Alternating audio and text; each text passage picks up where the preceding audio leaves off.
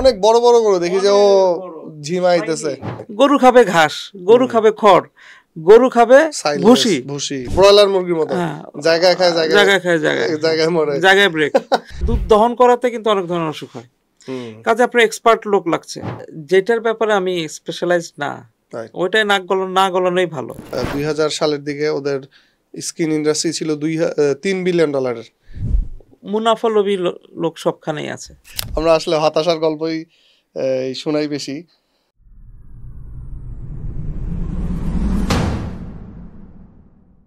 সুপ্রিয় সুধী, আসসালামু আলাইকুম। বিজব্রো পডকাস্টে আমি আপনাদের হোস্ট সাগর আসনাদ স্বাগত জানাচ্ছি। আমাদের গরু নিয়ে যে সিজনটা চলছে, আজকে সেটির তৃতীয় পর্ব। আজকে আমাদের সাথে খুবই স্পেশাল একজন গেস্ট উপস্থিত আছেন, ডক্টর গাজী গিয়াসউদ্দিন। উনি বাংলাদেশ মেডিকেল কলেজের রেজিস্ট্রার, সার্জারি বিভাগের এবং শিক্ষক। গিয়াস ভাইকে আমাদের স্টুডিওতে স্বাগত জানাচ্ছি। গিয়াস ভাই, ধন্যবাদ। আসসালামু আলাইকুম সাগর ভাই, আপনার দর্শকদের স্বাগত জানাচ্ছি আজকের পডকাস্টে। দেখি আজকে আমরা অনেক ব্যাপারে আলাপ করব ইনশাআল্লাহ। গিয়াস ভাইয়ের বিষয়ে একটু ছোট ইন্ট্রো দেই, কারণ আজকের সেশনটা খুব ইন্টারেস্টিং হতে যাচ্ছে ইনশাআল্লাহ। কারণ আমরা গত 2 পর্বে আমরা একজন ফ্যাটেনিং খামারিকে এনেছিলাম, আর আরেকজন হচ্ছে এই ডেইরি খামারি বা দুধের যে প্রোডাকশন যে খামারগুলোতে হয়, এরকম দুইজনকে অতিথি হিসেবে এনেছিলাম। তো ওই সময়ে আমরা একটা ধারণা উঠে এসেছিল যে আরেক ধরনের খামার আছে, যেটি হচ্ছে হাইব্রিড খামার, যেটাতে আসলে দুইটাই প্রোডাকশন করা হয়, ফ্যাটেনিং গরুও করা হয় আর এরপর হচ্ছে দুধের প্রোডাকশনও থাকে। তো গিয়াস ভাই এরকমই একজন হাইব্রিড খামারি, যার খামারে শুধু, এবং তিনি আসলে শুধু হাইব্রিড খামারি বললে ভুল হবে, তিনি সুপার হাইব্রিড খামারি। তার খামারে শুধু দুধের গরু বা ফ্যাটেনিং গরুই নাই, তার খামারে দুম্বা ছিল এক সময়, তারপরে হচ্ছে ছাগল থেকে শুরু করে হাঁস, মুরগি, মাছ সবকিছু আছে। এবং খুবই ইন্টারেস্টিং বিষয় হলো যে এটা কিন্তু একদম ঢাকা সিটির প্রাণকেন্দ্রে তার এই খামারটা অবস্থিত। এটা এমন না যে অনেক দূরে গ্রামের মধ্যে, ঢাকা শহরের মধ্যে তিনি এরকম একটা চমৎকার খুবই আদর্শ খামার যদি আমরা বলি, যেখানে মাছের অ্যাকুয়ারিয়াম বা হাউস, তারপরে এক সাইডে দুধের গরু, এক সাইডে ষাঁড় গরু, তারপরে ওপেন র্যাঞ্চ আছে, এখানে একটু খোলামেলা গরুগুলো ছেড়ে ঘুরে বেড়াবে এরকম সুযোগ সুবিধা রয়েছে। এর পাশাপাশি দুম্বা, তারপরে ছাগল, কবুতর, অনেক জাতের হাঁস, মুরগি সবই তার খামারে আছে। সো এটা আমাদের অনেক বড় একটা সুযোগ যে আমরা এরকম একজন খামারিকে পেয়েছি যিনি এইরকম ডাইভার্সিফাইড খামার করছেন। আর তার যে বড় আরেকটা পরিচয়, তিনি প্রফেশনাল লাইফে একজন ডাক্তার, এবং ইন্টারেস্টিংলি উনি হচ্ছেন মানুষের ডাক্তার। একজন মানুষের ডাক্তার হয়ে এই যে পেশায় আসলেন ভাইয়া, এই গরুর পেশায়, এইটা যদি একটু, এই জার্নিটা একটু যদি শেয়ার করেন, যে আসলে এই গরুর ব্যবসায় কেন বা গরুর খামার ব্যবসায় কেন, বিইং এ ডক্টর। আসলে এটা তো সোজা কথা বলতে গেলে হচ্ছে যে এটা শখ, যে এটা অনেকের বাঙালিদের আসলে, কিন্তু বাঙালিরা কিন্তু কৃষি প্রধান দেশ আমরা বলি, প্রতিটা বাঙালির মনের মধ্যে কৃষক আছে আমি মনে করি। এই প্রত্যেকের মধ্যেই কিন্তু একটা শখ থাকে কৃষিকাজ নির্ভর। তা আমার এরকম শখ ছিল যে এরকম করা যায় কিনা। তো সুযোগও হলো, আমাদের একটা জমি আছে বছিলায়, সেখানে সুযোগ হওয়াতে সাহস করে শুরু করলাম। আর আপনি যে বললেন যে আমার অনেক কিছু আছে, মাছ আছে, আসলে সব কিছু কিন্তু কমার্শিয়াল না। কিছু জিনিস আছে যেমন মাছ, মুরগি, কবুতর, এইগুলো কিন্তু আসলে আমি কমার্শিয়াল না, শখে। হ্যাঁ, গরুটা আমার কমার্শিয়াল। আর হচ্ছে দুম্বা, এখন অবশ্য দুম্বা শেষ হয়ে গেছে, দুম্বা নেই। এই নিয়েই আছি আর কি। গরুর মধ্যে আমার ফ্যাটেনিংও আছে, আবার কিছু ডেইরিও আছে আর কি। মাশাআল্লাহ, এই গরু নিয়ে আসলে কথা বলবো। জি হ্যাঁ, বাট গরুতেও তো আপনি যেই দুইটা ট্রেডকে একসাথে করেছেন, ফ্যাটেনিং এবং ডেইরি গরু দুইটাকেই একসাথে করেছেন, এটা নিয়ে ইনশাল্লাহ আমরা বিশদ আলোচনা করবো। তার আগে যদি প্রফেশনাল লাইফ আরেকটু যদি প্রশ্ন করি ভাইয়া, যে অপরচুনিটি কস্ট বলে একটা কথা আছে, যে আপনি তো ডাক্তারি প্রফেশনে আমরা জানি যে অনেক ইনকাম করার সুযোগ বা আরো বেশি মানুষকে সেবা দেওয়ার সুযোগ আছে। সো ওইখান থেকে আপনি সময় বের করে গরুর প্রফেশনে বা আপনার গরুর খামারে দিচ্ছেন। তো আপনার কাছে কি মনে হয় না যে গরুর খামারে আপনার অপরচুনিটি কস্টটা বেশি হয়ে যাচ্ছে, বা আপনি যদি আপনার প্রফেশনে ডাক্তারি লাইনে এই সময়টা দিতেন, আহ, মানে এটাকে আপনার কাছে কি মনে হয় যে? না, এটা আপনি ঠিক বলছেন যে একটা হচ্ছে যে আসলে পয়সাটা না, রাইট। এটা যেটা বললেন যে সেবা, হ্যাঁ, পয়সাটা কিন্তু ডাক্তারি পেশায় যদি বলেন, পয়সাটা কিন্তু আসলে সবার হয় না। হুম। হ্যাঁ? এটা কিছু ইসের হয়। কিন্তু এখানে আপনি দেখবেন যে আপনি কোনটার প্রতি আপনার আকর্ষণটা বেশি, ফ্যাসিনেশনটা আপনার কোনটায় বেশি?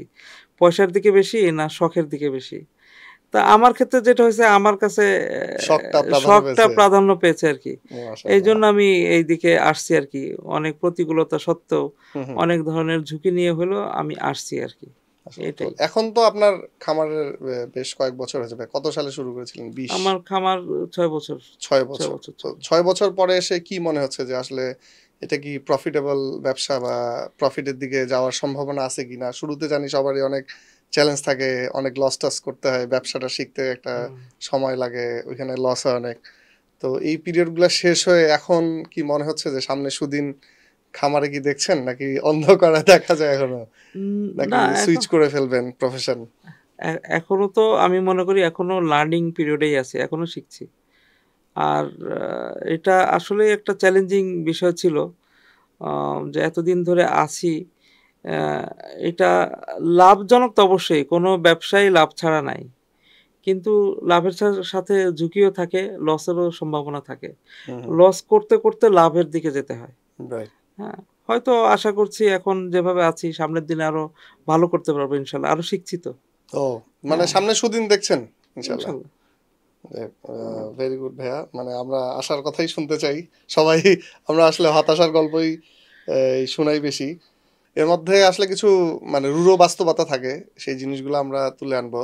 তো এইখানে ভাইয়া একটা, আমরা গত 2টা পর্বে বা অন্যান্য যে কোনো ব্যবসায়ীর ক্ষেত্রেই আমরা একটা কথা বলে থাকি যে আহ, মানে ফুল টাইম দেওয়া, একজন ব্যবসায়ীর ব্যবসায় ফুল টাইম দেওয়া, হুম, একটু বেশি সময় দেওয়া।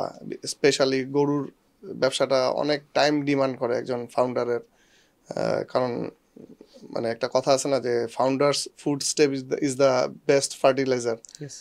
একটা যে এটা শুধু গরু না, যে কোনো ব্যবসা ক্ষেত্রে, বাট গরুতে স্পেশালি বেশি সময় লাগে একজন ফাউন্ডারের। কিন্তু আপনি তো চাকরির পাশাপাশি ব্যবসা করছেন, এরকম অনেক আমাদের বড় একটা ক্রাউড আছে যারা এই কাজটা করতে চায়। আমরা কিন্তু গত 2টা পর্বে তাদের খুবই ডিসকারেজ করেছি যে ভাই দূরে থেকে বা নিজে না থাকতে পারলে হুম। কইরেন না। তো আপনি তো ভাইয়া চাকরির পাশাপাশি এটা ম্যানেজ করছেন, এবং আলহামদুলিল্লাহ বেশ ভালোভাবেই ম্যানেজ করছেন। তো এই বিষয়ে যদি আপনি একটু আপনার কমেন্ট দেন, বা যারা করতে চায় তাদের বিষয়ে যদি একটু বলেন, যে টিপস বলেন বা পরামর্শ বলেন, এটা কিভাবে আপনি কিভাবে ম্যানেজ করছেন এই চাকরি করে ব্যবসাটা? না, যেকোনো ব্যবসায় স্পেশালি যে আপনার লাইভস্টক বিজনেস যেগুলো আরকি, এগুলাতে অবশ্যই, অবশ্যই আপনাকে টাইম দিতে হবে। হুম, আমি যেটা বলতে চাই ফার্স্ট টিপস যেটা বা মেইন টিপস যেটা সেটা হচ্ছে যে আপনি যদি সময় দিতে না পারেন, আপনার এই ব্যবসায় আসার দরকার নাই। কারণ এসে আপনি কিছু করতে পারবেন না। হুম, হুম। হ্যাঁ? এটা আসলেই যে থাকতেই হবে।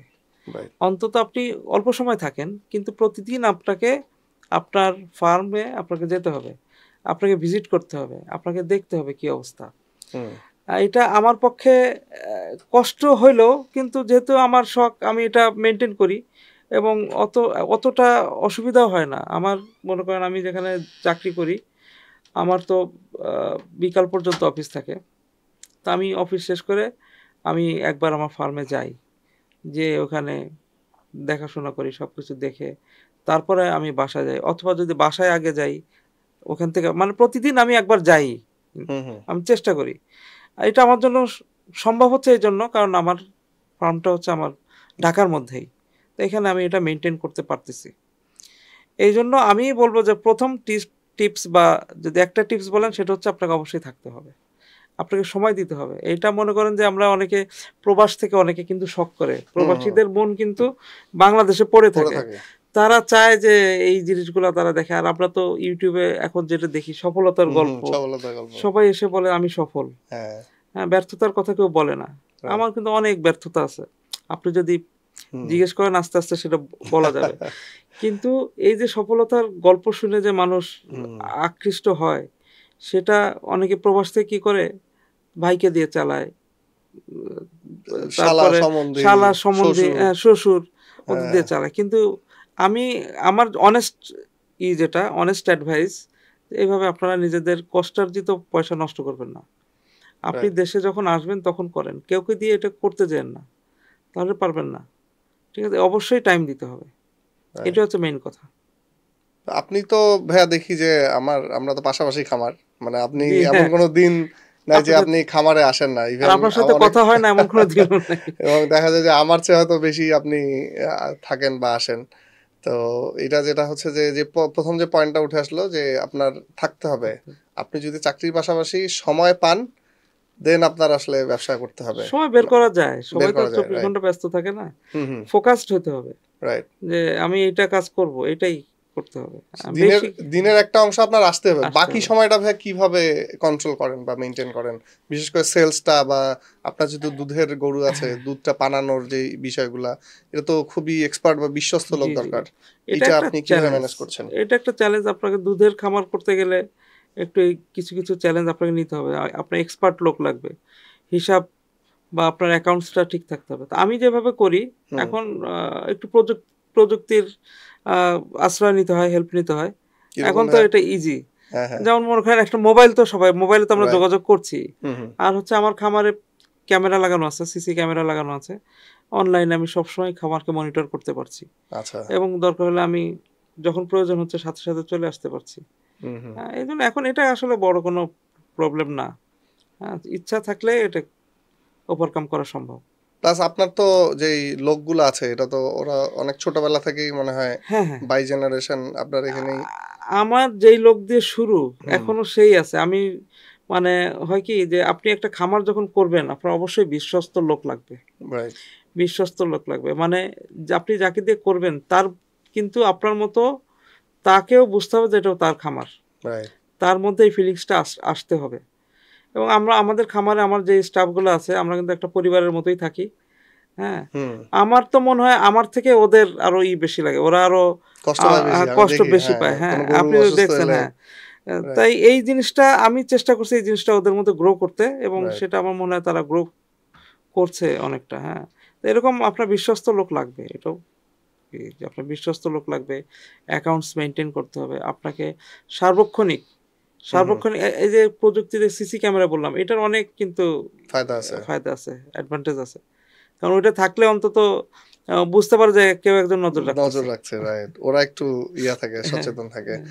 সো আসলে মানে ভাইয়া যে ব্যবসা করলেই যে একদম ছেড়ে ছুড়ে সব খামার মানুষের হাতে দিয়ে দিচ্ছে ব্যাপারটা এরকম না। না। ওনার যেহেতু সময় আছে, একটু সময় পান, হুম, প্লাস প্যাশন আছে, উনি এই ইয়েস। প্রফেশনটাকে ভালোবাসেন, মানে এই পেশাটাকে, গরু, হাঁস মুরগি এই জিনিসগুলোকে ভালোবাসেন। প্যাশন থাকতে হবে, একটু সময় দিতে হবে, সময় থাকতে হবে, হুম। প্রযুক্তির ব্যবহার এবং সবই হচ্ছে লাগবে। বিশ্বস্ত লোক। বিশ্বস্ত এই লোক। চারটা জিনিস যদি থাকে তাহলে তাহলে আসেন। আপনার হুম, এই খামারে আসা উচিত। আপনার যে খামারটা ভাই, আপনার তো এটা নিজস্ব জায়গায় জি। এবং ঢাকা শহরের মধ্যে এই হুম। খামারটা আছে। তো শহরে খামার করার বেশ কিছু সুবিধা আছে এবং অসুবিধাও আছে। তো এখানে যদি সুবিধাগুলা যদি আগে আমরা আলোচনা করি যে অনেকে ধরেন অনেক দূরে গ্রামে খামার দেয় বা ঢাকায় থাকে, গ্রামে খামার দেয় বা গ্রামেই থাকে, গ্রামেই দিচ্ছে। তারা কিছু অ্যাডভান্টেজ পায়, আবার কিছু অসুবিধাও আছে। তা আমরা যদি আমাদের এই যে নগর ফার্মিং আমরা যারা করছি তাদের সুবিধাগুলো কি কি, বা একজন ধরেন কেউ ব্যবসা করতে চাইলো, সে ডিসাইড করবে যে কোথায় দিবে খামারটা, গ্রামে দিবে নাকি শহরে, আপনি যদি একটু আমাদের সুবিধাগুলো প্রথমে বলেন নগর সুবিধা ফার্মিং। হচ্ছে, প্রথম সুবিধা মানে ২-৩ টা সুবিধা আছে, সেটা মানে মেইন। হুম, যেমন মনে করেন আমার জন্য যেটা, যে আমি শহরে বলেই আমি খামারটা করতে পারছি। কারণ হচ্ছে আমি সুপারভিশনটা করতে পারছেন। সুপারভিশন করতে হুম, পারছি। আমার যদি গ্রামে হতো আমি এভাবে রেগুলার মনিটরিং করতে পারতাম না। এক্স্যাক্টলি, তখন হয়তো অন্য কেউর উপর আমাকে ভরসা করতে হতো। রাইট, হ্যাঁ? সেটা একটা প্রবলেম। আর আরেকটা শহরে আরেকটা সুবিধা হচ্ছে যে আপনি যে প্রোডাক্টটা করছেন, এই প্রোডাক্টটা আপনি ভালোভাবে মার্কেটিং করতে পারছেন। মার্কেটিংটা ইজিয়ার। রাইট। হ্যাঁ? প্রচুর কাস্টমার এবং প্রচুর কাস্টমার, দামটাও ভালো পাচ্ছি। দামটাও ভালো পাওয়া যায়। শহরে কি যে আপনি প্রোডাক্ট যদি ভালো দেন, হুম, প্রোডাক্ট ভালো দিলে আপনার অত করা লাগে না কিন্তু। হ্যাঁ? যারা ভালো প্রোডাক্ট পেলে কাস্টমার এমনিই আসবে আপনার কাছে। রাইট, কিন্তু আপনি যদি গ্রামে করেন তাহলে এই ২ টা সুবিধা আপনি পাবেন না। আদারওয়াইজ গ্রামে কিন্তু অনেক সুবিধা। হুম যেমন বাইরে করলে আপনাকে প্রোডাকশন কস্ট অনেক কম, আপনি যে লেবার, আপনার লেবার কস্ট কম। সাধারণত লাইভ স্টকে যে হুম গরু বা ছাগল এসবের ফার্মে যে ধরনের আমাদের রিসোর্স লাগে, খাবার, হুম ঘাস, তারপরে বিভিন্ন দানাদার খাবার, এগুলো কিন্তু গ্রামে খুব ইজি। রাইট হ্যাঁ, গ্রামে আপনি আপনার পাশে একটা জমিতে আপনি ঘাস লাগালেন, হ্যাঁ, আপনি বিভিন্ন অন্য জমি লিজ নিয়ে যে গ্রেনস হলো ওগুলো আপনি খাওয়াতে পারছেন। কিন্তু শহরে আমার ঘাসটাও কিনে আনতে হচ্ছে, তাও গ্রাম থেকে কিনে নিয়ে আসতে হচ্ছে। হুম এক্সপেন্ডিচারটা শহরে অনেক বেশি, বাট এখানে মার্কেটিংটা ইজি। আমরা দাম ভালো পাচ্ছি, এট দ্য সেম টাইম আবার খরচটাও বেশি খরচটাও আমাদের। বেশি, হ্যাঁ, অনেক বেশি, অনেক বেশি, রাইট শুধু বেশি না, অনেক বেশি। তারপর আরো কিছু প্রবলেম আছে, যেমন অনেকে করে যে ঢাকা শহরে ফার্ম করতে গেলে আপনার পরিবেশ দূষণ হচ্ছে কিনা, রাইট এইগুলোর একটা কিন্তু চ্যালেঞ্জ আছে। আসলে কি দূষণ হচ্ছে ভাইয়া, এটা যদি একটু এটা বলেন। এটা যদি আপনি ইচ্ছা করেন তাহলে হুম দূষণ হবে না, আর যদি আপনি ইচ্ছা করেন তাহলে দূষণ হবে। কিরকম একটু যদি বলেন যেমন আমাদের। আমি বলি, যেমন মনে করেন আমার যে ফার্মটা, হুম আমাদের, আপনার ফার্মও আছে, আমাদের ফার্মগুলো কিন্তু দেখবেন খোলামেলা, হুম এখানে তেমন কোনো বদ্ধ পরিবেশ নাই, রাইট তাই না? তো এইখান থেকে কিন্তু ওই ব্যাড স্মেল আসে না। হুম আমার আশেপাশে যে এই প্রতিবেশী আছে কোনোদিনও তারা কোনো কমপ্লেন্স করে নাই, ঠিক আছে? আবার মনে করেন যে যেই গরুর যে প্রোডাক্টগুলো আছে, বর্জ্য যে। বর্জ্য, যেটা বর্জ্য, হুম তো বর্জ্যগুলোর জন্য কিন্তু আমার ফার্মে আমি বায়োগ্যাস প্ল্যান্ট করে রাখছি। তো ওখানে আমার যে গোবরগুলো হচ্ছে, আপনার খামার থেকেও আমি মাঝে মধ্যে গোবর আনি, হুম কিন্তু হুম আপনি দেন, হুম ওই গোবরগুলো আমি ওখানে দিচ্ছি। তো ওইখান থেকে যে গ্যাস হচ্ছে সেই গ্যাস আমি ইউজ করতে পারছি, আমার ফার্মের যারা আছে তাদের রান্না বাড়া চলতেছে। হুম হ্যাঁ, এবং ওই যে স্লারিটা আসছে ওটা দিয়ে কিন্তু তেমন গন্ধ হয় না, গন্ধই থাকে না, ওটা তো সার হিসেবে ইউজ করা সার যাচ্ছে। হিসাবে ইউজ হচ্ছে। রাইট কাজেই আমি মনে করি, আর এগুলো তো সব বায়োলজিক্যাল প্রোডাক্ট, এগুলোতে কিন্তু যে কেমিক্যাল প্রোডাক্টে যেরকম দূষিত হয়, এগুলোতে বায়োলজিক্যাল প্রোডাক্ট কিন্তু দূষিত এটা হয় তো না। আর উল্টা সার হবে, ওটার মাছের খাবার। সার হচ্ছে, মাছের খাবার হচ্ছে। না আমাদের পাশেই যে ক্যানেলটা আছে হুম, ওইটাতে তো দেখা যায় যে সারা ঢাকার বর্জ্য এবং যত হ্যাঁ, আজে বাজে বর্জ্য আজে বাজে বর্জ্য, সব ওইটাতে পড়তেছে। বাট কেমিক্যাল, হ্যাঁ কেমিক্যাল কেমিক্যাল পড়ছে, থেকে শুরু করে। ডাইং, বিভিন্ন ডাইং রাইট ফ্যাক্টরির পড়ছে, মানুষের বর্জ্য পড়ছে। রাইট কিন্তু ওইখানে গরুর অথচ ইয়া পড়লেই এটাকে বলতেছে হ্যাজার্ড, এটা তা সেটা বলে, কত কিছু। ওই জন্য আমরা যেন ওইটাও বলতে না পারে, হুম হুম আমরা কিন্তু আমাদের কমিউনিটির মধ্যে রাইট আমরা কিন্তু একটা বায়োগ্যাস প্ল্যান করে, প্রজেক্ট করে আমরা ওখানে এটা করছি, মানে প্লাস আমাদের পক্ষ থেকে কোনো ধরনের হ্যাজার্ড, মানে আপনার ইসের জন্য, পরিবেশের জন্য আমরা কিন্তু করছি না। না আমরা তো এখন হুম, ওই যে বস্তায় করে ভাইয়া গোবরটা রাখি, তো ওই গোবর দেখা যায় যে সে ভরার আগেই মানুষ এসে নিয়ে হ্যাঁ, যাইতেছে, ওই আর যে গোবর তো অনেক ডিমান্ড, ছাদ বাগান করছে অনেক ডিমান্ড, নার্সারির আমি লোকজন। তো গোবর রাখতেই পারি না, হ্যাঁ হ্যাঁ সেম স্লারি যেটা হয় ওটাও রাখতে পারি না, রাইট ও নিয়ে যায় এসে। হ্যাঁ হ্যাঁ, তো এই জন্য মানে আসলে এটা পরিবেশের কোনো ক্ষতি আমাদের এখানে অন্তত হচ্ছে না। শহরে আর কি কি চ্যালেঞ্জ ভাইয়া, যে যদি বলেন এরকম রেগুলেটরি চ্যালেঞ্জ কি ফেস করেন বা। রেগুলেটরি চ্যালেঞ্জ এক সময় ছিল, হুম হুম আমাদের এক সময় ছিল যে হাটের থেকে কিছু ঝামেলা করা হইতো, হুম আমাদের গরুকে হাটে ঈদের ঢুকানো। সময় নিতে দিবে না। হুম হ্যাঁ, আমাদের কি বলে, আমাদের যে পরিবহন ব্যবস্থা আছে নিতে দিবে না, তারা একটা হাসিল দাবি করতো, হুম হুম অনেক সমস্যা করতো। এখন ওই প্রবলেমটা আশা করি আর হবে না, বেশ কয়েক বছর ধরে নাই প্রবলেমটা। আচ্ছা আচ্ছা মাশাআল্লাহ। তো এখন যদি বলি ভাইয়া যে আপনার তো এই যে হাইব্রিড খামার করছেন, যে ষাঁড় এবং দুধের গরু দুইটাই করছেন, তো এটার যদি সুবিধাগুলো কিছু বলেন। যে আমি তো ধরেন আমি ফ্যাটেনিং খামারি, আমি কিন্তু দুধের গরু করার সাহস পাই না এখনো। তো আপনি কিভাবে এই সাহস পেলেন বা আপনি কি কি বেনিফিট পাচ্ছেন এখানে ভাইয়া? আমি তো আসলে অনেক কিছুই চ্যালেঞ্জ হিসাবে নিয়েছিলাম, হুম হুম অনেক কিছুই আমি এক্সপেরিমেন্টাল করছি। এখন হয়েছে কি যে আপনি সার এবং হচ্ছে ফ্যাটেনিং এবং হচ্ছে ডেইরি, আমি ডেইরিটা কিন্তু খুব বেশি দিন হলো করছি না, ডেইরিটা রিসেন্ট শুরু করেছেন। রিসেন্ট শুরু করেছি। আমি শুরু করেছি প্রথমে ফ্যাটেনিং দিয়ে। আচ্ছা আচ্ছা তো ফ্যাটেনিং এ একটু রিস্ক কম থাকে, ঝুঁকি কম থাকে। হুম হ্যাঁ, হুম ফ্যাটেনিং একটু ঝুঁকি কম থাকে, যে ফ্যাটেনিং এর গরু তো আপনার শুধু মোটা তাজা করবেন। হুম হ্যাঁ, এটার দুধের প্রোডাকশনের অত কোনো ঝামেলা নাই আর কি। হুম হুম ফ্যাটেনিং এর গরুতে রিস্ক কম, তো ওই জন্য ফ্যাটেনিং দিয়ে আগে শুরু করছি। ফ্যাটেনিং করার পরে কয়েক বছর করে এখন আমি দুইটাই এখন করছি, দুধের গরু প্লাস দুধের গরু ষাঁড় প্লাস গরু। ষাঁড় গরু। এটা সুবিধা গুলো যদি বলেন একটু, যে যেমন সুবিধা হচ্ছে কি, আমি অসুবিধাটা আগে বলি। প্লিজ। ফ্যাটেনিং এর অসুবিধাটা কি? ফ্যাটেনিং এর অসুবিধা হচ্ছে যে আপনি ফ্যাটেনিং এর গরুকে সারা বছর আপনি ইনভেস্ট করবেন, সারা বছর কিন্তু আপনার ওখান থেকে কোনো টাকা আসবে না। রিটার্ন নাই, কিন্তু আপনার রিটার্ন হবে কোরবানিতে, তাই না?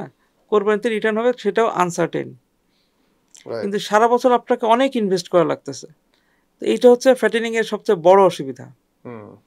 আর সেক্ষেত্রে ডেইরিতে সুবিধা কি, যে আপনার সারা বছর একটা রেভিনিউ আপনি পাচ্ছেন, ক্যাশ ফ্লো জেনারেট হচ্ছে। হ্যাঁ, আপনি খরচ কিছু উঠাইতে পারতেছেন, মানে আপনার কিছু মান্থলি এক্সপেন্ডিচার বা ডেইলি এক্সপেন্ডিচার আপনি এখান থেকে করতে পারছেন।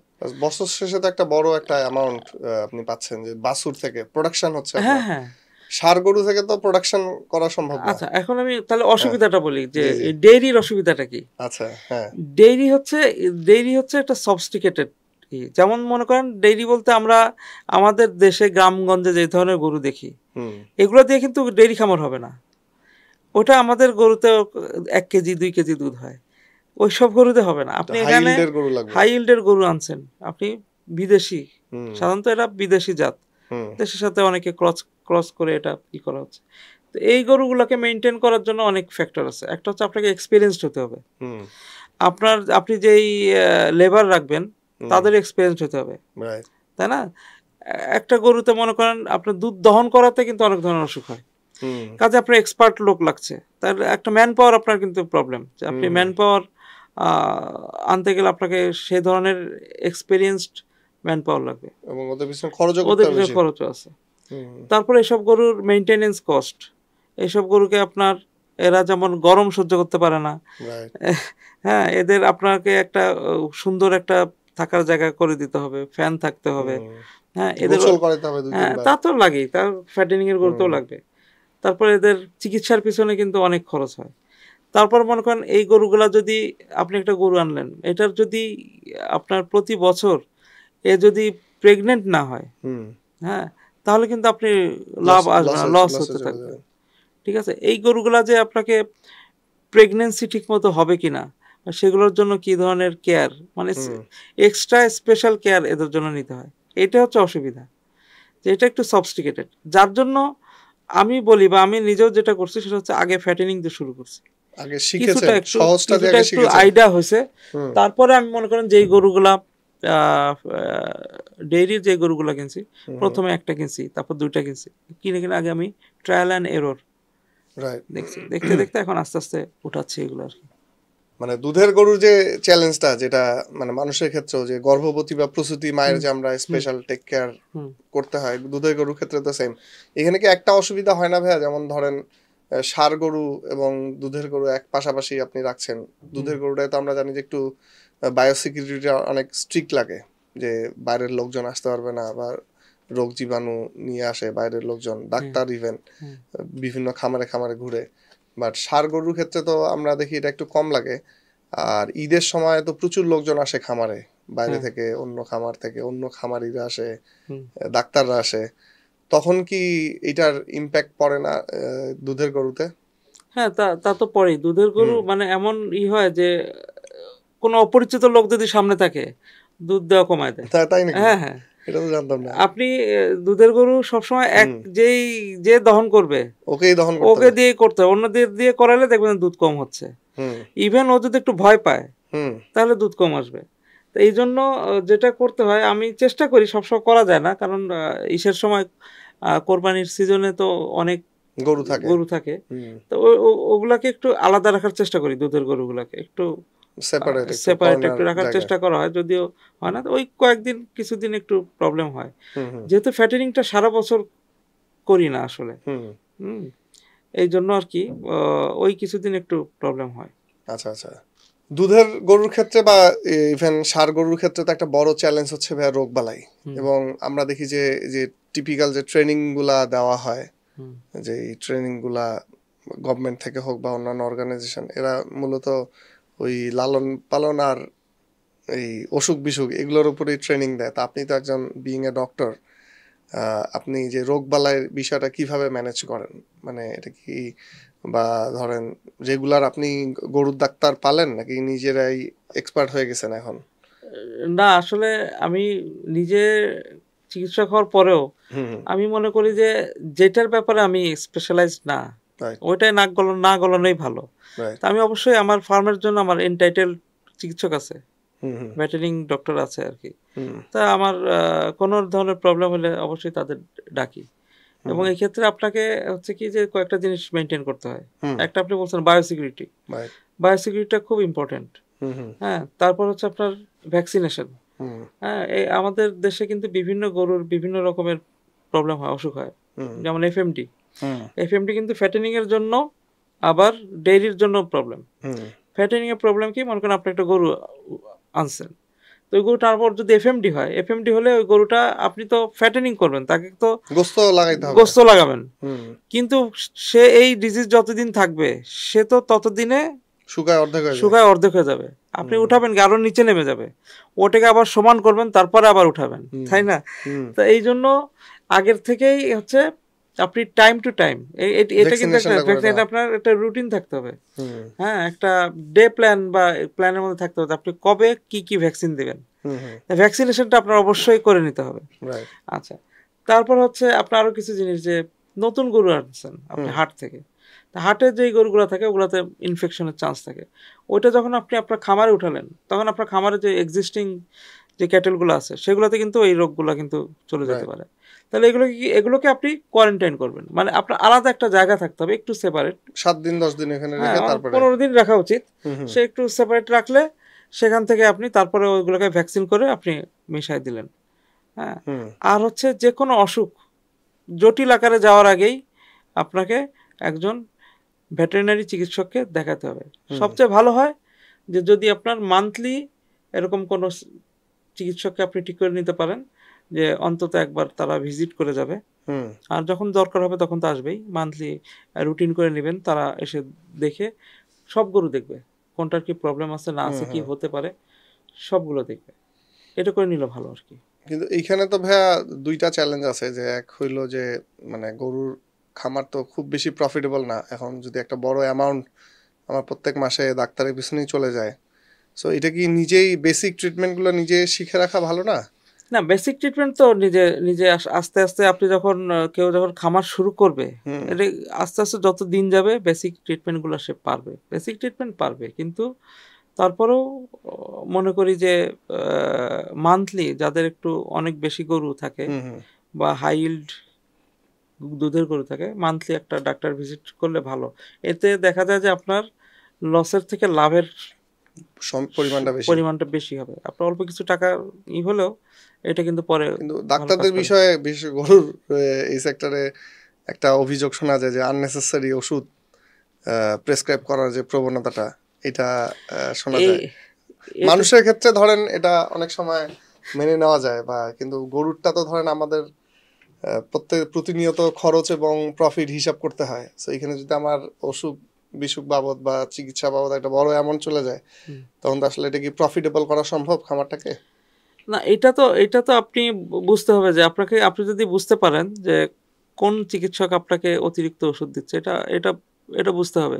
হুম এবং হুম এখন হচ্ছে কি, একটা সময় ছিল আপনি জানেন যখন খামার করতো কারা, খামার করতো কিন্তু মনে করেন গ্রামের একটা লোক কৃষক বা করছে, যাদের কৃষক করছে, পড়াশোনা নাই পড়াশোনা ঠিক নাই, মতো। এই নাই।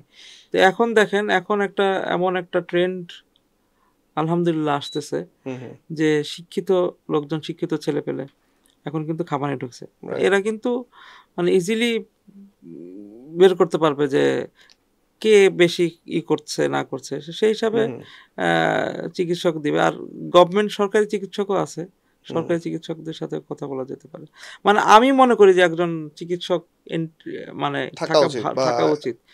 অনেকে মনে করতে পারে যে সে হুম অনেক হুম কিছু নর্মাল ট্রিটমেন্ট দিতে পারে, তাহলে তার মনে করলে দরকার নাই। হুম কিন্তু হুম একজন থাকা, আমার হিসাবে একজন রাখা উচিত। বিশেষ করে আপনার মতো যারা হাইব্রিড খামার মেনটেন করছে, যে জি ফ্যাটেনিং প্লাস জি দুধের গরু, হুম আর যেহেতু আপনিও ফুল টাইম ওইভাবে দিতে পারছেন না, একটা পার্শিয়াল অংশ দেন, হুম সো এটা মানে একটা স্ট্রিক্ট সুপারভিশনে রাখা উচিত। বাট অ্যাট অবশ্যই। দ্য সেম টাইম যারা মানে নতুন আসতে চায় এই ট্রেডে তাদের জন্য টিপস হচ্ছে যে বেসিক ট্রিটমেন্টগুলো নিজেই শিখে রাখা।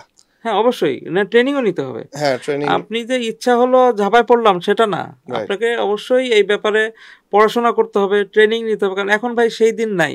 আগে আমরা গরু কোরবানি দেখছি, তখন দেখছি এত বড় বড় গরু তো আমরা দেখি নাই, তাই না? এখন বিশাল বিশাল গরু আমরা দেখছি। তো এগুলো তো ট্রেনিং ছাড়া হয় নাই, মেইনটেইন করা, হ্যাঁ মেইনটেইন, খাওয়া দাওয়া, এখন প্রতিটা খামারিকে আপনি আপনি জিজ্ঞেস করবেন, দেখবেন সবাই কিছু না কিছু নলেজ রাখে। আপনাকে একটা, এখন কি মনে করেন যে মানুষকেও আমরা এভাবে করি না, একটা গরুকে ফ্যাটেনিং এ আপনি কত পার্সেন্ট প্রোটিন দিবেন, কত পার্সেন্ট কার্বোহাইড্রেট দিবেন, কত পার্সেন্ট ফ্যাট দিবেন, সব মিনারেল কত পার্সেন্ট দিবেন, এগুলো কিন্তু সব ক্যালকুলেট করে দেওয়া হয়, তাই না? আমাদের গরুতে এনে মজার বিষয় মানে আমরা ইভেন ওদের ইন্টারনাল যে মেকানিজম গুলো, রুমেইন, হ্যাঁ আমি অনেক জিনিস যেটা মানুষের ক্ষেত্রে জানতাম না, গরুর সেক্টরে এসে আমি জানছি যে তাদের মেটাবলিজম, কোন অর্গান গুলা কি কাজ করতেছে, ওইটা ভালো রাখার জন্য কি ওষুধ দিতে হচ্ছে বা কি খাবার, কোন ক্যালসিয়াম বা কোন মিনারেলস গুলা দিলে ওর প্রোডাকশন ভালো হবে, কোনটা কতটুক দিতে হবে, এইটা কিন্তু বড় ফ্যাক্টর। হ্যাঁ আমাদের কিন্তু অনেকে যেটা করে যে মনে করেন যে বললো যে এই জিনিসটা খেলে খুব গরু মোটা হয়, জানলো সে কিছু জানে না, কোনো নলেজ নাই, সে ওটা এত পরিমাণ দিল যে গরু বাঁচানোই পরে মুশকিল হয়ে যায়। হাটে দেখেন না অনেক সময় স্ট্রোক করে গরু মারা যায়। হ্যাঁ এইটা হচ্ছে একটা ব্যাপার, যে অজ্ঞ খামারি যারা বা যারা হচ্ছে সিজনাল খামারি, তারা কিন্তু এই কাজটা করে, যে জিনিসটা খাওয়ানোর দরকার নাই বা অল্প খাওয়াতে হবে সেটাও খাওয়ায়। গরুকে কিন্তু ইউরিয়া খাওয়ানো যায়, কিন্তু ইউরিয়া খাওয়ানোর একটা গভর্নমেন্ট পলিসি, গভর্নমেন্ট ঠিক করছে কি পরিমাণ খাওয়াতে পারবেন, ইউএমএস যেটা আমরা বলি, ইউরিয়া মোলাসেস স্ট্র, সেটাই, এটার পরিমাণ প্রত্যেকটা জিনিসে অপরিমিত হইলেই সেটা ক্ষতিকর হয়ে যাবে, এবং গরুর জন্য তো হবে, এবং ওই গরু যে খাবে তার জন্য ক্ষতিকর। এখন কিছু কন্ট্রোভার্সিয়াল ইস্যুতে আসি বা নেগেটিভ যে কথাবার্তাগুলো হয়, যেমন অলরেডি উঠে আসছে ইউএমএস বা কিছু ফিড, মুরগির ফিড খাওয়ানো হচ্ছে গরুকে, তারপরে স্টেরয়েড দেওয়া হয়, আমাদের খামারিদের বিরুদ্ধেও অনেকগুলো অভিযোগ আছে, আমাদের দাম বেশি। সো এই ম্যাল প্র্যাকটিসগুলো সম্বন্ধে যদি একটু বলেন ভাইয়া, যে এই সেক্টরে এই যে প্রবলেমগুলো হচ্ছে বা এগুলো হচ্ছে এটা ক্ষতিকর দিকগুলো যদি একটু বলেন। মুনাফা লোভী লোক সবখানেই আছে, অতি মুনাফা লোভ করে, সব সেক্টরে এরকম থাকে।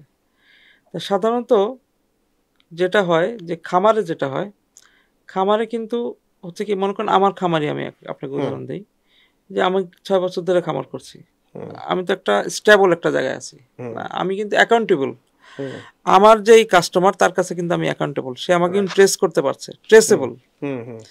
যেই লোকটা হাট থেকে কিনছে, হাট থেকে যার কাছে কিনছে তাকে ট্রেস করতে পারবে না। আমার প্রোডাক্টটা যদি খারাপ হয় তাহলে ওই লোকটা তো আমাকে বলতে পারছে যে আপনার এই জিনিসটা খারাপ ছিল, তাই না? বা আমিও একটা ফিডব্যাক পাচ্ছি। এই জন্য খামারে আমাদের করতে গেলে কিন্তু সবকিছু হিসাব করে করতে হয়, এবং আমার যেই থিম আমি বলি অনেক জায়গায়, সেটা হচ্ছে আমি যেটা খেতে পারবো, আমার নিজের জন্য যেটা আমি নিতে পারবো, আমি সেটাই আমি সেল করবো। আমি যেটা নিজে খাইতে পারবো না, আমার ফ্যামিলিকে যেটা দিতে পারবো না, সেটা আমি সেল করবো না। সুতরাং আমার গরুকে আমি যদি ওইরকম ক্ষতিকর জিনিস খাওয়াই নিজের জন্য, তাহলে তার কিছু বলার নাই আর কি, বুঝতে পারছেন? সো এইখানে যে আমাদের বিরুদ্ধে যে কমপ্লেন্ট আসে যে আমাদের খামারি গরুগুলার দাম বেশি, বা বাজারে যে গরুগুলো এটা একটু কমে পাওয়া যাচ্ছে, বিশেষ করে ঈদের গরুর ক্ষেত্রে, তো এইখানে কি আসলে আমাদের দাম বেশি? আমি একটা কথা বলি, হ্যাঁ সেটা হচ্ছে, আমি এতগুলো কোরবানি করছি, আমাকে যারা নতুন আমার কাছ থেকে নেয় তারা একটা, আমি ফিডব্যাক নেই, কিন্তু কোরবানির দিনে রাত্রে আমি সবাইকে ফোন করি, কোরবানি হয়ে গেলে পরের দিন ভাই আমি ম্যাক্সিমাম আমার যে কাস্টমার ফোন করি, তা যেটা আমরা ফিডব্যাক পাই সেটা হচ্ছে যে মনে করেন হাট থেকে একটা গরু আনলো, গরু দেখতে খুব সুন্দর, চকচক করছে, চকচক করছে বড়, ওই গরুগুলা তারা যখন স্লটার করে, এক তো হচ্ছে চর্বি অনেক বেশি থাকে, 2 নম্বর হচ্ছে ওই গরু যখন রাখে, মাংসটা যখন রাখে, তারপর থেকে পানি ঝরতে থাকে, ওইটা যখন ফ্রিজিং করার পরে ওটা আরো নরম হয়ে যায়, বা রেখে দিলেই থাকে না। তা আমাকে আমার যেই কাস্টমার তারা বলছে যে আপনার এই পানিটা কেন ঝরে ভাই, মানে পানিটা এটার মেকানিজমটা যদি বলেন। আচ্ছা, মেকানিজমটা যদি জানতে চান, সেটা হচ্ছে এই যে বললেন না যে স্টেরয়েড খাওয়াচ্ছে, স্টেরয়েড তাই না? স্টেরয়েড কিন্তু একটা ক্ষতিকর একটা ওষুধ, হ্যাঁ ক্ষতিকর মানে কি পরিমাণ, আপনি মানুষকেও স্টেরয়েড কিন্তু মানুষও নেয় অনেক সময় বিশেষ প্রয়োজনে, অসুস্থতার খাতিরে নিতে হয়, কিন্তু এটা একটা পরিমাণ আছে, এটা কিন্তু অনেক ক্ষতিকর। স্টেরয়েড এমন পরিমাণ দেয় কিডনিটা বিকল হয়ে যায়। একটা গরুর আমরা এটা বলি মেডিকেল টার্ম বলি রেনাল ফেলিওর, হ্যাঁ, কিডনি বিকল হয়ে যায়। তো কিডনির কাজ হচ্ছে পানি বের করে দেওয়া বডি থেকে। কিডনি বডি থেকে পানি বের করে, আমরা যে পানি খাই বের করে দেয়। তো গরুর কিডনি কাজ করছে না আর, তো সে পানি বের করতে পারছে না। তো পানিগুলো জমা হচ্ছে কোথায়? শরীরে মাসেলের মধ্যে বিভিন্ন জায়গায় যেখানে স্পেস পাচ্ছে সেখানে জমা হচ্ছে, এবং গরুটা ফুলছে না না, এবং গরু যখন ফুলবে স্কিনটা টাইট হয়ে যাবে, স্কিনটা কিন্তু শাইনি হয়ে যাবে তখন, হ্যাঁ, স্কিন সুন্দর দেখা যাবে, হ্যাঁ, কিন্তু গরুটা ফুলে যাবে এবং ওই মাংসের মধ্যে পানির পরিমাণটা বেশি থাকবে। হ্যাঁ, ওইটা যখন কেটে রাখবে ওইটা আস্তে আস্তে পানি ঝরতে থাকে। ইভেন আমরা তো রান্নার সময় দেখি খুব দ্রুত পানি ছেড়ে দেয় এবং মাংসটা নরম হয়ে যায়, ওটা টেস্টটাও পাওয়া যায় না, গলে গলে যায় মাংসটা। এই ফিডব্যাক গুলো তো কেউ আমাদের খামারের গরুতে যদি এই ধরনের প্রবলেম হয় তাহলে তো এগুলো তো আমাদের ফিডব্যাক দিবে, বা আমরা জানতে পারবো, বা আমাকে সে প্রশ্ন করতে পারবে, হ্যাঁ, তাহলে আমরা ট্রেস করতে পারছে আমাদের। কিন্তু একটা হাটে যে বিক্রি করছে সে তো আর, আমি বলছি না সবাই এরকম করছে, হাটে যারা করছে তারাও ভালো করছে, কিন্তু অসাধু লোক যেগুলা তারা এই গরুগুলাকে এমন ভাবে মনে করেন যে ওই ফার্মেসিতে যায়, ফার্মেসিতে আসলে কোনটায় গরুর স্বাস্থ্য ভালো হয়, ফার্মেসিওয়ালা বলে এইটাই ভালো হয়, দে বেশি করে দে, বেশি করে নিয়ে খাওয়ায়, গরুর রেনাল ফেলিওর করে গরু, ওই গরুগুলা ও যদি ওইবার বিক্রি করতে না পারে মারা যায়, গরু টিকে না, দেখবেন কান্নাকাটি করে তখন আমার গরুটা বিক্রি হলো না। অথচ যদি গরু ডিজিজ না হইতো তাহলে গরু এই বছর বিক্রি হলো না, আগামী বছর বিক্রি হবে, তাই না? এই জন্য আর কি যে প্রবলেমটা এখানেই, যে মানসিকতা। ব্রয়লার ফিড কেন খাওয়াচ্ছে? আমরা যে ব্রয়লার মুরগি কতদিনে বড় হচ্ছে? 30 দিন 28 দিনে একটা মুরগিকে কত বড় হয়ে যাচ্ছে। ওই কনসেপ্ট থেকে এখানে আসছে যে গরুকেও আমরা ফিড খাওয়াই এরকম ভাবে, মুরগির ফিডটা, তো ওই মুরগির ফিড গরুকে খাওয়াচ্ছে। এবং আমি এক গরুর ডাক্তারের কাছে শুনেছি যে এটা খুবই হাই ক্যালোরি থাকে, শুধু হাই ক্যালোরি না, অনেক কিছুই থাকে, এটা গরুর জন্য সুইটেবল না। আমি হচ্ছে মানুষ কি ভাত খায়, তাই না? বা মানুষ তো সবই খাইতে পারে, মনে করেন একটা ক্যানাইন যারা মাংসাশী প্রাণী, তাদেরকে যদি আপনি ঘাস দেন সে হজম করতে পারবে না, তাই না? গরুকে যদি আমি ভাত দেই, আবার অনেকে ভাত খাওয়ায় কিন্তু যাও খাওয়ায়, হ্যাঁ, ওটা তো গরুর খাবার না। আল্লাহ পাক গরুর খাবার যেটা দিছে ওটাই খাওয়াইতে হবে, ওর জন্য ওটাই ঠিক আছে। গরু খাবে ঘাস, গরু খাবে খড়, গরু খাবে ভুসি খাবে, এই তো গরুর খাবার। এখন আপনি ওখানে যায় খাওয়াচ্ছেন ভাত যাও ব্রয়লারের ফিড, তো ও তো তখন আর গরু থাকে না। সো এই গরুগুলা চেনার যদি একটু উপায় আমাদের বলেন, আমাদের দর্শকদের, তারা তো ঈদের সময় গরু কিনে, বাংলাদেশের বড় অংশ আমরা নিজেরাও গরু কেনা বেচা কিনেছি। সো খালি চোখে বা এই যেমন বললেন যে কাটার পরে চর্বি হবে, ফুসফুসটা হয়তো আক্রান্ত থাকবে, এই ইন্ডিকেশন গুলো যদি একটু বলেন, বিইং এ ডক্টর বা বিইং এ ধরেন আপনার চেয়ে ভালো আসলে কেউ বলতে না, আমিও ভালো বলতে পারবো না, প্লাস আবার ডক্টর, আমি তো আসলে মানুষের ডাক্তার, আমি একটু যদি সিম্পটমগুলো বলেন, আমি যতটুকু বুঝি আর কি, সেটা হচ্ছে যে কোনো মানুষও বলেন, যেই বলেন, একটা ডিজিজ লোককে দেখে আপনি বুঝতে পারবেন, অসুস্থ কাউকে দেখলে আপনি বুঝবেন ইল লুকিং থাকবে, একটা গরু নির্জীব থাকবে, আপনি গরুকে দেখবেন গরুটা নির্জীব, দেখতে খুব সুন্দর, অনেক বড় বড় গরু, অনেক বড়, শাইনি, চামড়া খুব শাইনি, চকচক করছে, কিন্তু ওর মুভমেন্ট কম, ব্রয়লার মুরগির মতো, জায়গায় খায় জায়গায় ব্রেক। এইটা মনে করেন যে ও নির্জীব থাকবে, হ্যাঁ। আরো কিছু আছে যে বলে অনেকে যে গরুর যে নোজ, নাক, ওইটা ঘামাটাই হচ্ছে নরমাল, ওই যে কালো যে অংশটা, হ্যাঁ, কালো অংশটা, ওটা ঘামা থাকতে হবে, জিহ্বাটা আপনার ভেজা থাকতে হবে, তাই না? চোখটা ভেজা থাকতে হবে, কান খুব কনসাস থাকতে হবে, গরুর শার্প, হ্যাঁ, লেজটা নাড়াতে হবে, ঠিক আছে? গরুর মুভমেন্ট দেখলে আপনি বুঝতে পারবেন, হ্যাঁ। লাফালাফি করবে না। লাফালাফি করবে।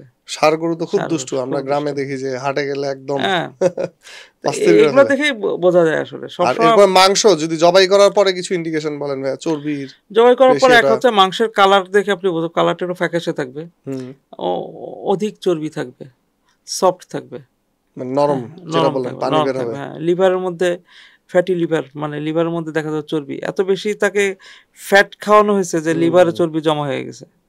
ঠিক আছে, ব্লক এরকম যদি থাকবে। বলি, যেটা যেরকম মানে চর্বি জমে।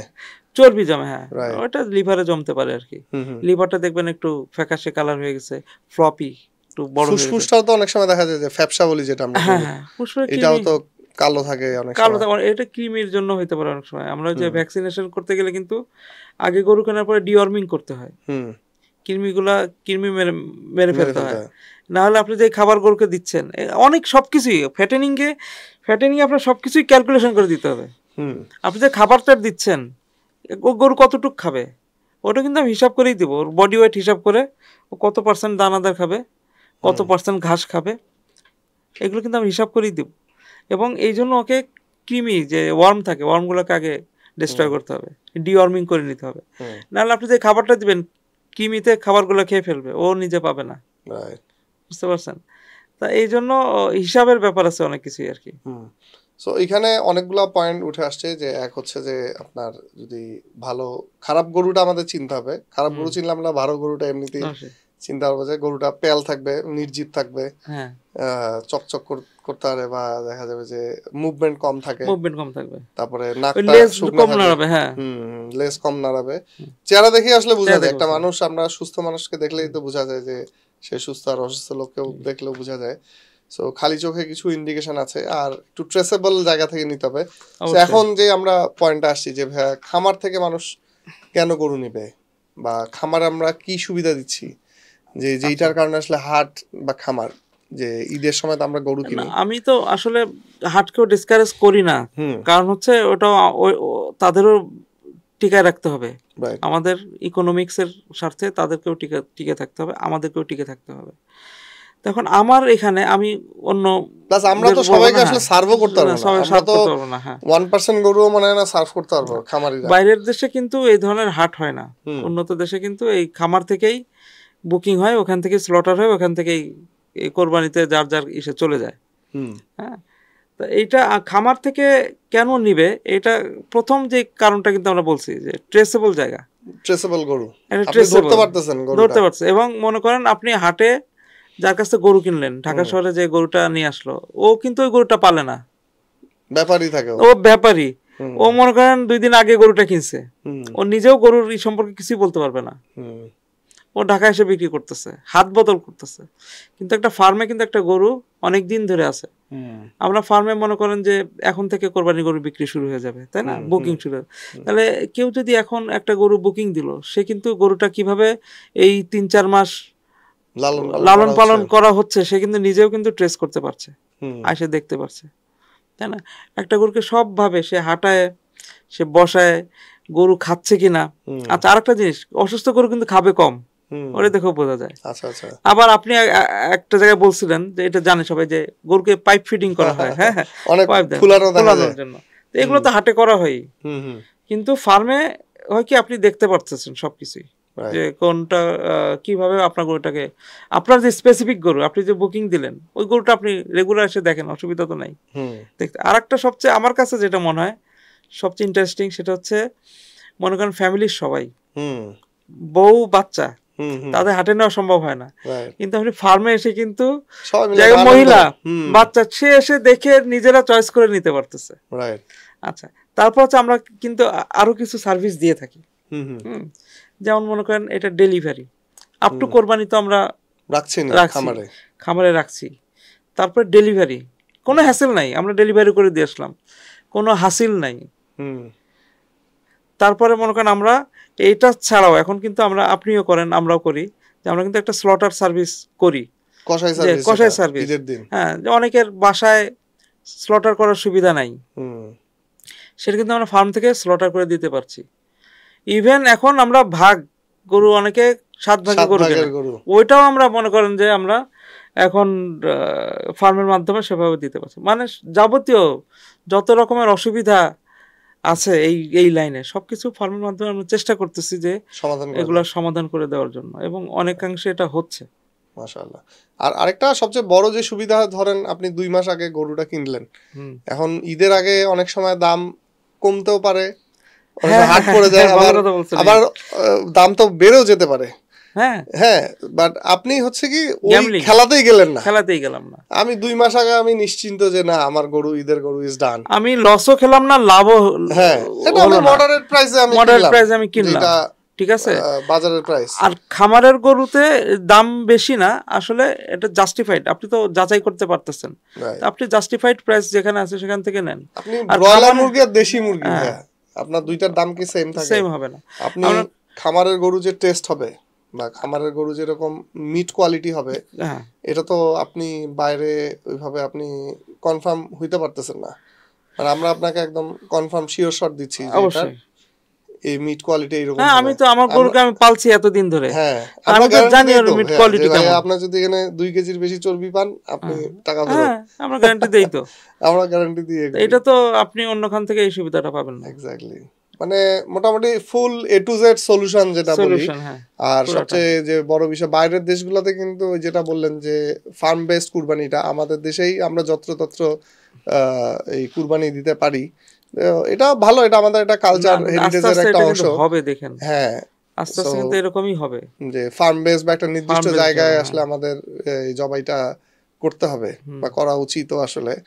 তো এই আর কি, যে আমাদের কাস্টমার কেন কিনবে, এটার একটা অ্যান্সার আমরা পেলাম। যে আবার মনে করেন যে আমরা ঘরে যারা কোরবানি গরু করি, তাই না, গরুটাকে প্রসেস করছে কারা?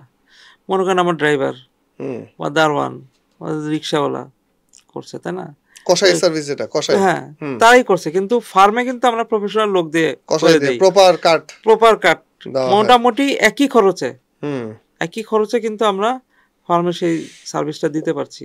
আপনি ভালো কাটিং এর মাংস পেলেন। একটা কমপ্লেন যেটা আসে যে আরে আমি হাটে যাই দেখে শুনে কিনবো, বা একটা উৎসব মুখর, ছোটবেলায় বাবার সাথে হাটে গেছি, খামারেও কিন্তু আমরা অলমোস্ট এই ভাইবটা এখন দেওয়ার চেষ্টা করি, একটা উৎসব মুখর পরিবেশ তৈরি হয় কিন্তু। এবং সবগুলা খামার দেখবেন যে লাইটিং করে, সুন্দর ডেকোরেশন করে, ঈদের দিনও একদম তো পুরো জমজমাট থাকে। হ্যাঁ, আমাদের ওই জায়গাটা কিন্তু বেশ জমজমাট থাকে। আমরা 7-8টা খামারি এক জায়গায়, তাই তো ভাই? এখন হচ্ছে কি, আমি এটার সাথে একটা অ্যাড করি যে ছোটবেলায় আমরা বাবার সাথে গেছি, ভাইয়ের সাথে গেছি, এখন আরো অ্যাড করেন না, বাবা মা সবাই মিলে আসেন, সবাই মিলে আসে, আপনি দেখেন, দেখে ওইখানে আমাদের সাথে এক কাপ চা খান, গরু না নেন, দেখেন কেমন কি, তাই না, এবং আগে যারা নিছে গরু তাদের থেকে খবর নেন, আপনি তো এখানে যাচাই করতে পারতেছেন যে এইখানে গরুটা কেমন, তাই না? আমি বলছি না যে আমার থেকেই নেন, হাট থেকে নেওয়া যাবে না, আপনি নেন না, যেটা ভালো লাগে সেখান থেকে নেন। রাইট। সো এখানে আসলে অনেকগুলা পয়েন্ট উঠে আসছে যে খামারি প্লাস হাট। আসলে হাট আমাদের কম্পিটিটর না, আমরা তো আসলে সবাইকে সার্ভও করতে পারবো না। হ্যাঁ, তারপরও যে আমাদের বিরুদ্ধে যে খামারের বিরুদ্ধে যে অভিযোগগুলো আসে যে দাম বেশি বা এটা তো আসলে খণ্ডন হয়ে গেল, যে আসলে দাম বেশি চাওয়ার সুযোগ নাই, কারণ কম্পিটিটিভ মার্কেট, এখানে মনে করেন আপনি বেশি চাবেন তো হাটের থেকে নিবে মানুষ, না? এখানে আরেকটা পয়েন্ট, যদি আমরা কাস্টমারের পয়েন্ট অফ ভিউ থেকে যদি বলি ভাই, যে আমরা ষাঁড় গরু চেনার তো কিছু উপায় জানলাম, দুধের ক্ষেত্রে কি কি ইন্ডিকেটর আছে যে ভালো দুধ চেনার উপায়, এরকম কি কিছু আছে যে কাস্টমার দুধ, আমরা তো বিভিন্ন জায়গা থেকে বাজার থেকে কিনি, আবার কিছু দুধ প্যাকেট দুধ থাকে যেগুলো ক্রিম সেপারেট করে, ও দুধের কথা, হ্যাঁ দুধের ক্ষেত্রে বলছি ভাই, যে কাস্টমারের জন্য যদি কোনো টিপস দেন আপনি যে ভালো দুধের। যেমন মনে করেন যে দুধের, আমরা যেই দুধগুলা কিনি আমরা বাইরে থেকে, প্যাকেটজাত দুধ, বিভিন্ন কোম্পানির যে দুধগুলো আছে, আমি কিছুই বলবো না, আপনি ওই প্যাকেটের ইনগ্রেডিয়েন্টটা শুধু দেখবেন, প্রত্যেকটা প্যাকেটের ইনগ্রেডিয়েন্ট তো থাকে ওখানে, এটা কি শুধু হোল মিল্ক নাকি অন্য কিছু আছে, আপনি একটু সবাই একটু চেক করে দেখেন যে প্যাকেটের ইনগ্রেডিয়েন্টের মধ্যে কি কি কথা লেখা আছে, তো ওখানে দুধের বাইরেও অন্য কিছু মিক্স আছে। আচ্ছা, ঠিক আছে, পাউডার দুধ থাকে এরকম একটা শোনা যায়। হ্যাঁ, আচ্ছা, এরকম থাকে। আচ্ছা আচ্ছা, আর ফার্মের কি আমরা মনে করেন আমি যেটা করি আমার ফার্মে ল্যাক্টোমিটার রাখি, আমি মাঝে মধ্যে চেক করি, কেউ চাইলে চেক করে দেখাই। তারপর কি এটা তো আমি তো ফিডব্যাক পাচ্ছি প্রতিদিন, রাইট প্রতিদিন ফিডব্যাক পাচ্ছি। আমার কাস্টমার আমি যখন দোয়ানোর টাইম ফিক্স বসে থাকে অনেকে, ওদের সামনেই দোয়ায় আমরা দিয়ে দিই। তাহলে এখানে আর তো কোনো অপশন নাই কোনো সমস্যা করা। এমনি যদি খালি চোখে চেনার কোনো উপায় আছে দুধের ক্ষেত্রে? কালার দেখে বা ঘনত্ব? কালার দেখে আসলে চেনা খুব মুশকিল, ঘনত্ব ওইভাবে বোঝা যায় না। আপনি ল্যাক্টোমিটার দিয়ে যদি ইউজ করেন তাহলে বুঝতে পারবেন। ল্যাক্টোমিটার কিন্তু খুব অ্যাভেলেবল পাওয়া যায়, নিজে একটা পার্সোনাল রেখে দিলেন 300-400 টাকা দাম। হচ্ছে যে আপনি যার কাছ থেকে দুধ কিনছেন তাকে আসলে চিনতে হবে, তাকে চিনতে হবে, লোক ভালো হয়, হ্যাঁ তার যদি প্র্যাকটিস ভালো হয় সেখান থেকে আসলে করতে হবে, কেনা উচিত। জি আর কি ভাইয়া। এখন যদি ভাইয়া আমাদের মানে একটু বিজনেস পার্সপেক্টিভ থেকে যারা ব্যবসা করতে চায় বা খামারি লাইনে আগ্রহ, দুধ তো ধরেন আমি ধরে নিলাম যে কেউ ভেজাল করলো না, পানি মিশাইলো না, তারপরেও কিন্তু দুধের কোয়ালিটিতে আমি দেখেছি যে অনেক পার্থক্য হয়। আপনার খামারের দুধ আমি খেয়েছি, বেশ ভালো মাশাআল্লাহ, আমি হ্যাপি। তো এই যে দুধের কোয়ালিটিটা ইমপ্রুভ করার ক্ষেত্রে আপনি কি কি স্টেপ নেন বা কি কি করণীয়? দুধের ঘনত্ব বা দুধের কোয়ালিটি কয়েকটা জিনিসের উপর ডিপেন্ড করে, কিছু ফ্যাক্টর আছে। যেমন একটা ফ্যাক্টর হচ্ছে আপনি কোন জাতের গরু, এটা একটা ফ্যাক্টর। তা আপনি গরুকে কি ফিড দিচ্ছেন, কি খাচ্ছে গরু, সেটা একটা ফ্যাক্টর। তা মনে করেন একটা দেশি গরু, আমরা গ্রাম অঞ্চলে যেসব গরুর দুধ আমরা আগে খেয়ে আসছি, ওগুলো দুধ হয় 1 কেজি 2 কেজি। এগুলোর দুধের কোয়ালিটি ঘনত্ব যত থাকবে, আপনি কিন্তু ফার্মের গরুর দুধের এত ঘনত্ব পাবেন না। এটা হচ্ছে একটা সত্য কথা। কারণ ফার্মে আপনাদের যেই গরু আমরা করি, সেই গরু, হ্যাঁ এটা ফ্রিজিয়ান বা এটা বিদেশি গরু, এই ধরনের গরুতে আপনার দুধ হয় 15 কেজি 20 কেজি 25 কেজি 30 কেজি। একটা জিনিস মাথায় রাখবেন, আমি যেটা মনে করি, আমি যদিও এখন এটা শিখছি এই ডেইরিটা, যত বেশি দুধ হবে তার দুধের তত হালকা হবে, পাতলা হবে। এটা হচ্ছে আমার একটা আইডিয়া, ফল করতে থাকবে, হ্যাঁ একটু পাতলা হবে আর কি। কোয়ালিটি কি মানে দুধে পানি মেশানোর দরকার নেই, কিন্তু ওর দুধটা একটু পাতলা হয়। আর যদি আপনি যেই গরুতে দুধের পরিমাণ একটু কম, মাঝামাঝি, সাধারণত আমার খামারে আমি যেটা করি, আমি বেশি হাই ইল্ডের গরু কিনি না। কেন কিনেন না ভাইয়া? কিনি না দুইটা ফ্যাক্টর। একটা হচ্ছে আপনি যত হাই ইল্ড কিনবেন মানে তত ফরেনার, যত ফরেনার তার এই দেশে তার জন্য তত রিস্ক, তো যত কম তত দেশি ট্রাস্টটা বেশি। এই জন্য আমি চেষ্টা করি একটা মাঝামাঝি পর্যায়ে থাকতে। মনে করেন 15 থেকে 20 কেজি বা 12 থেকে 20 কেজি এই ধরনের গরু আমি রাখি। সুবিধা হচ্ছে কি, এদের অসুখ বিসুখ কম হয়, দুধের ঘনত্বটা মোটামুটি ওই গ্রামের দুধের ওই মানের কাছাকাছি চলে যায়। আমি বলবো না একেবারে ওরকম, কিন্তু ওই মানের কাছাকাছি মোটামুটি থাকে। হ্যাঁ, আর আপনি যত হাইল্ড কিনবেন 30 কেজি 40 কেজি, ওই গরুগুলাকে মেইনটেনেন্সটা একটু ডিফিকাল্ট। ওইটা কি আরো এক্সপেরিয়েন্সড হতে হবে আপনাকে। ওগুলা মানে ডিজিজ টেন্ডেন্সিটা বেশি থাকে, অসুস্থ হয় বেশি, আপনার গর্ভধারণ কনসিভ করার টেন্ডেন্সিটা হয়তো কম।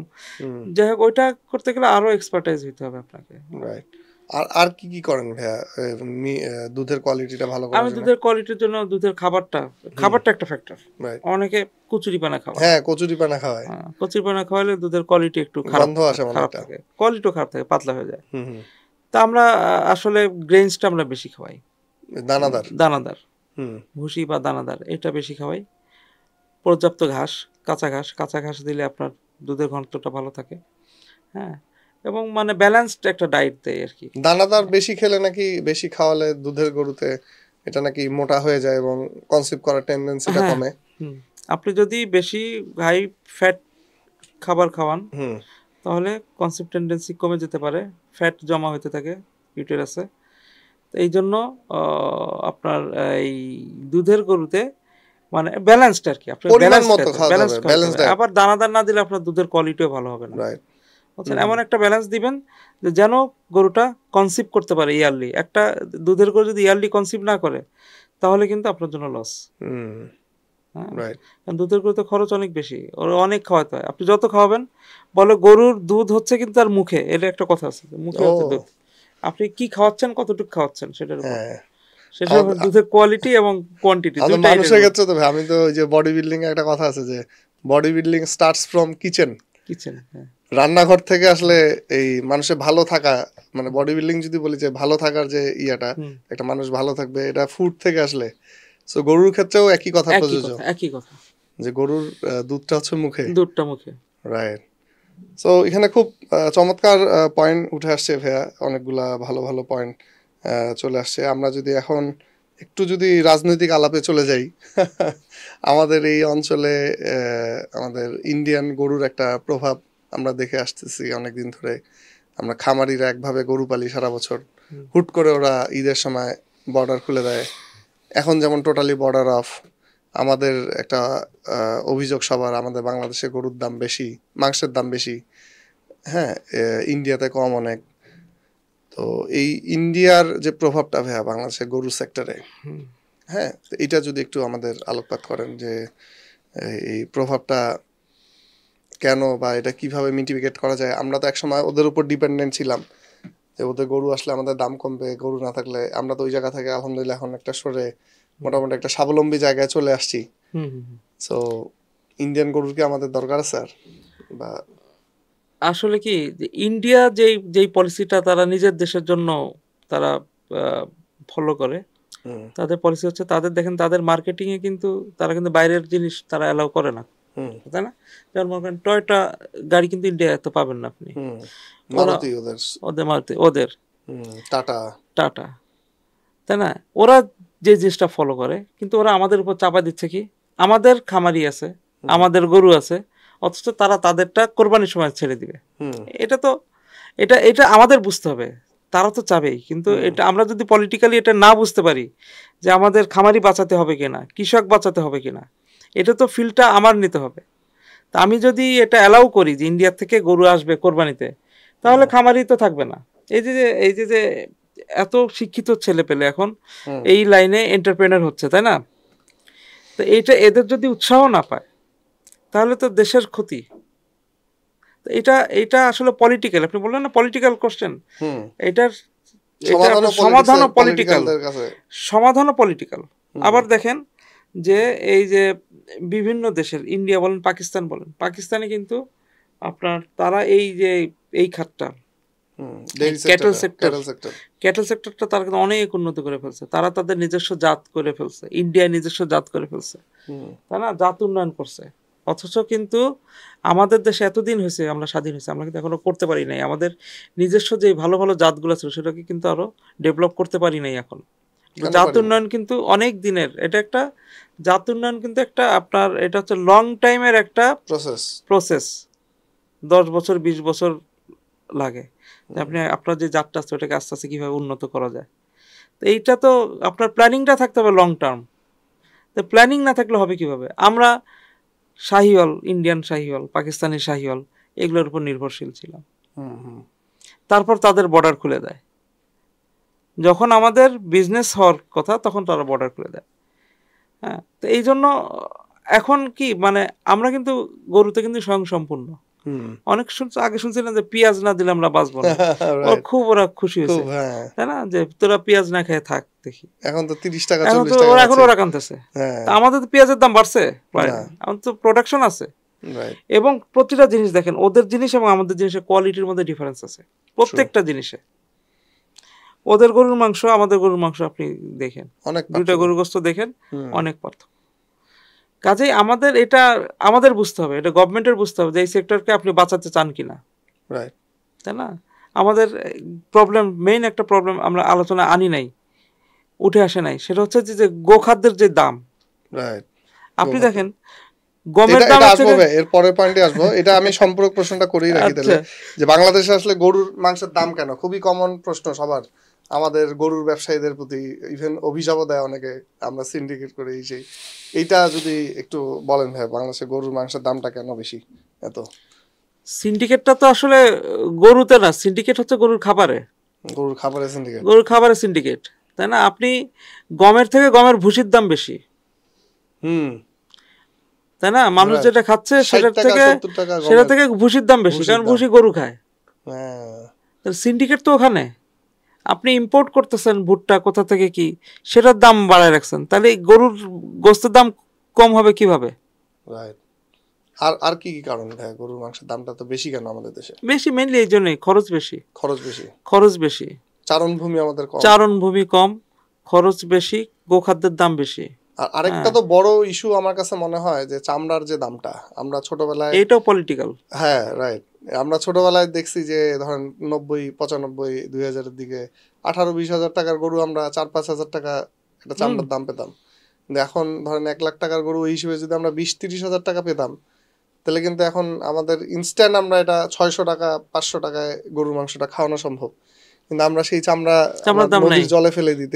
আপনি তো স্লটার করেন রেগুলার, আপনার 200-300 টাকা, আপনি 200-300 টাকার জন্য আপনি চামড়া নিয়ে যাবেন, তা বলে কি নিয়ে আসেন, হ্যাঁ নিয়ে আসেন, আপনি লোক দিয়ে পাঠাবেন। কাজে এই দেখেন, এইগুলো হচ্ছে কি আমাদের পলিটিক্যাল আর কি, যে এই সেক্টরগুলো আমরা নিজেরা ধ্বংস করছি। চামড়া সেক্টরটা আপনি চিন্তা করতে পারেন যে কোরবানির সময় কি পরিমাণ চামড়া আমাদের এখান থেকে উৎপাদন হয়, মারামারি কাটাকাটি পর্যন্ত হয়ে গেছে, অথচ এই চামড়া সেক্টরটা নষ্ট করে দেওয়া হলো উদ্দেশ্যমূলকভাবে। এই চামড়া সেক্টরে একটা শ্রেণী তারা কিছু সাহায্য পায়, তাই না? একটা শ্রেণী কিন্তু চামড়ার কিছু সাহায্য পায়, এই যে যারা ওই যে আমরা মসজিদ মাদ্রাসা, অসহায়। দেখেন এই সেক্টরটাকে ক্ষতিগ্রস্ত করার জন্য, মানে এটা একেবারে ইচ্ছাকৃতভাবে একটা সেক্টরকে ধ্বংস করে দেওয়া হয়েছে, এবং একটা সেক্টরের সাথে একটা সেক্টর কিন্তু রিলেটেড, পুরো রিলেটেড। আমি এটা ভাইয়া কনভিন্স ছিলাম একসময় যে এটা হয়তো ওয়ার্ল্ড ওয়াইডই চামড়ার দাম কমে গেছে, যে জুতার দাম কি কমছে ভাই? মানে সিনথেটিক লেদার এসে, লেদার প্রোডাক্টের দাম কমে নাই, যে প্রাকৃতিক যে স্কিন যেটা আছে এটার দাম কমে গেছে বা চাহিদা কমে গেছে। বাট আমি রিসেন্ট যে স্টাডিগুলো করলাম, ইন্ডিয়াতে আপনার 2000 সালের দিকে ওদের স্কিন ইন্ডাস্ট্রি ছিল $3 বিলিয়ন, সেটা এখন ওদের $20 বিলিয়ন চলে গেছে। মানে পুরা এই চামড়ার বিজনেসটাকে ওদের কাছে তুলে দেওয়া হয়েছে বাংলাদেশের, এবং এটা করা হয়েছে যে ইটিপি নাই, এই সেই নাই, একটা সেন্ট্রাল ইটিপি আমরা আজকে পর্যন্ত চালু করতে পারি নাই, চালু করে এটা আবার বন্ধ করে রাখা হয়েছে। আবার এই কমপ্লায়েন্সের অভাবে এই বায়ারগুলো আমাদের সব ছুটে গেছে, এবং ছুটে কই গেছে, পাশের দেশে চলে গেছে। এবং আমরা আজকে এত কিছু করে এখন দোষ দিচ্ছি কার? যে খামারি, গরুর কসাই, এরা দাম বাড়াচ্ছে, এরা নাকি সিন্ডিকেট। হ্যাঁ, আসল জায়গায় হাত দিবেন না। আমার কথা হচ্ছে, আপনি একবার হলো না যে গরুর দাম ফিক্স করে দিবে এত টাকা, হ্যাঁ, মাংসের দাম, গোস্তের দাম। আমার কথা হচ্ছে, আপনি আগে গরুর খাদ্যের দাম ফিক্স করেন, রাইট, খাদ্যের দাম করে বলেন যে এত টাকা তোমার খাবারের দাম, তুমি গরুর গোস্তের দাম এর বেশি রাখতে পারবা না, এটা জাস্টিফাইড এই কথাটা। কিন্তু আপনি ওখানে উঠায় রাখছেন, এখানে বলবে আমি তো আগে স্লটার করতাম, আপনি জানেন, আমি বাদ দিয়ে দিচ্ছি স্লটার করা, লাভ হয় না, আমার তো হয় না, আমি এত টাকা খাবার কিনে এত টাকা আমি করতে পারি না।